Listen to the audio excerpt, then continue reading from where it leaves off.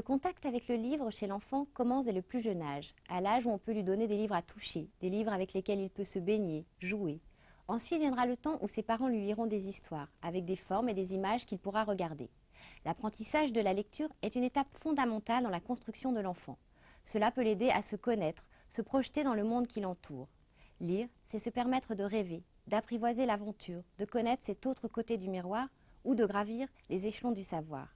Mais lire, c'est avant tout une merveilleuse histoire d'amour à partager. Le premier contact avec le livre pour un enfant, c'est d'abord l'image. Stéphane Girel a déjà illustré de nombreux ouvrages. Pour réaliser ses créations, est-ce qu'il tient compte de l'œil, de la perception de ses jeunes lecteurs? On peut faire passer plus de choses plus facilement auprès des enfants. Je pense qu'ils sont beaucoup moins compliqués que nous. Donc, c'est vrai qu'on peut les entendre dire parfois « Ah, ça se fait pas comme ça ». Sur des albums, j'ai eu ce problème-là. Notamment un album qui s'appelle Cric Crac, où l'ours avait pas les yeux symétriques. Et eux, ils étaient dans leur truc à me dire « Mais un ours, ça n'a pas les yeux comme ça ». Alors c'était assez amusant comme paradoxe, parce qu'ils étaient capables de me dire que c'était un ours, donc ils l'avaient vu, ils l'avaient lu comme étant un ours, donc c'est bien ce que je voulais. Et donc moi en réponse, je les mets face à ça, quoi. C'est que, bah oui, mais tu me dis que c'est un ours, donc tu me dis qu'un ours ça se fait pas comme ça, mais tu as reconnu un ours, donc moi je sais pas, tout ce qui m'intéresse, c'est pas tellement de leur fourguer une perspective incroyable, ou c'est plutôt d'avoir une composition qui soit suffisamment subtile pour que eux ils aient une sensation sans lire une prouesse technique, voilà. Donc la prouesse technique, pour moi elle sert à rien, quoi. C'est comme les films où on voit plein d'effets spéciaux et on regarde que ça, quoi. Moi ça m'intéresse pas, je veux provoquer une sensation et pas en mettre plein la vue, quoi. C'est pas le but. Oui, au départ il y a une étape où je fais le découpage du texte, voir à peu près quelle partie du texte il y aura sur quelle page. Et ensuite, pour chaque image, je fais plusieurs crayonnés. Je ne sais pas si j'ai des choses là directement sous la main.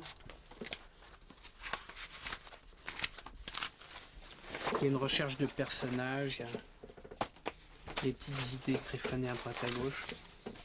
Là c'était des options, même des options graphiques, hein, où là j'avais un univers beaucoup plus ludique, mais à mon avis qui correspondait moins au style du texte. Je fais mon choix moi-même par rapport à mes envies et à ce qui va servir ou desservir l'histoire, quoi. Une fois que j'ai fait mon choix dans les dessins, je réalise une petite maquette où je peux me rendre compte du déroulé de mon histoire, quoi. Donc je peux me rendre compte d'une sensation de découverte et d'image pour qu'il n'y ait pas de répétition, pour que quand on tourne la page, une composition et puis des formes viennent s'entrechoquer par rapport à ce qu'on vient de voir avant. J'essaie de mettre à la place de l'enfant que j'étais, ou que je suis encore. L'illustration, elle peut être intéressante quand elle vient en parallèle. Soit elle invente son propre langage par rapport au texte. En tout cas, elle rajoute quelque chose. Non, oui, ça serait pas intéressant si elle était là pour redire ce qu'elle a déjà dit par écrit. Même atmosphère d'application, un peu plus bruyante, au musée de l'imprimerie. Alors là, c'est une histoire d'ogre. De petit ogre. On a faim. On a faim. Alors là, c'est une vraie histoire.